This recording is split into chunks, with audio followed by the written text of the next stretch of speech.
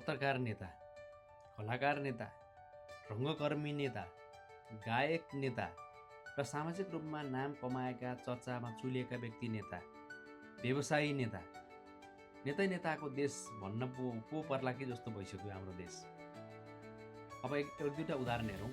यसो भन्दैमा फेरि राजनीतिमा कलाकार वा चर्चा कमाएका व्यक्तिहरू नआए को आउने त भन्ने पनि हो। जनताको आवाज बोल्न सक्ने व्यक्ति आउनुपर्छ भन्ने पनि हो।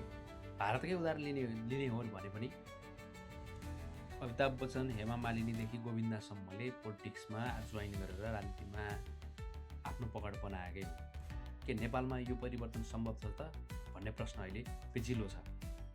एक दुईवटा उदाहरण हेरौँ। ऋषि धमला अहिले उम्मेदवार, त्यसै गरी जगदीश खरेल त मन्त्री पनि भइसक्नुभयो। मन्त्री पदबाट राजीनामा दिएर अब साँच्चीकै जितेर आउनुपर्छ भनेर उहाँ पनि उम्मेदवार हुनुहुन्छ।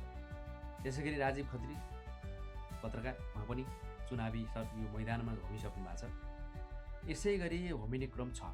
कलाकारकै कुराकानी गर्ने हो भने पनि अहिले धेरैजसो कलाकारहरू यो लाइनमा हुनुहुन्छ।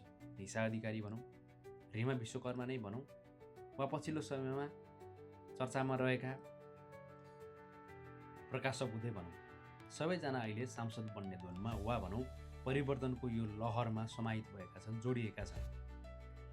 तर देशका लागि आवश्यक पर्ने नेता कस्तो छ त हाम्रो देशको लागि भने भूगोल बुझ्न सक्ने, राजनीति बुझ्न सक्ने, देशलाई समृद्धिको बाटोमा लैजान सक्ने र जनतालाई भुइँ तहका मान्छेहरूको समस्यालाई सम्बोधन गर्न सक्ने र तिनीहरूको समस्यालाई समाधान गर्न खोज्ने, समाधान निकाल्न सक्ने व्यक्तिको खाँचो हो। यसो भन्दैमा फेरि मैले पार्टीगत कुराकानी गर्न खोजेको होइन। जुन पार्टीमा भए पनि आफ्नो आस्था हुन्छ, आफ्नो विचार हुन्छ, त्यो विचार अनुसार आफ्नो भोट हाल्ने हो। तर अहिलेको समयमा देशलाई निकास दिनका लागि एउटा पार्टीलाई स्पष्ट बहुमत जरुरी छ।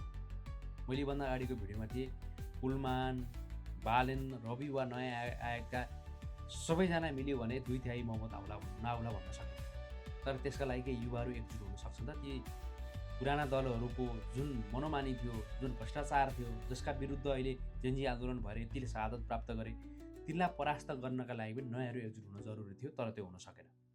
अहिले जसरी सेलिब्रिटीहरू, कलाकारहरू, पत्रकारहरू होमिएका छन् चुनावी मैदानमा, साँच्चै नै जनतालाई डेलिभर दिन सकिएन भने, स्पष्ट बहुमत आएन भने पुरानै अवस्थामा हो है। 84 को चुनाव 82 मा हुनु बाहेक अन्य केही हुँदैन।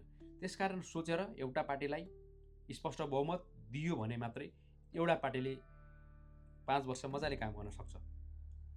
यो अभियानमा चाहिँ अहिलेका जनताहरू पनि जागरुक हुन, सचेत हुन जरुरी छ।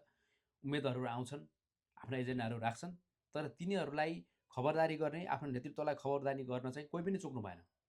कोही पुरानै दलका कार्यकर्ता जस्तो आफ्नो नेतृत्वलाई केही पनि भन्न नसक्ने, गल्ती गरे पनि त्यसलाई ढाकछोप गर्ने वातावरण भयो, त्यही प्रवृत्ति दोहोरियो भने यो चुनावपछि अर्को दुर्घटना नहोला भन्न सकिँदैन।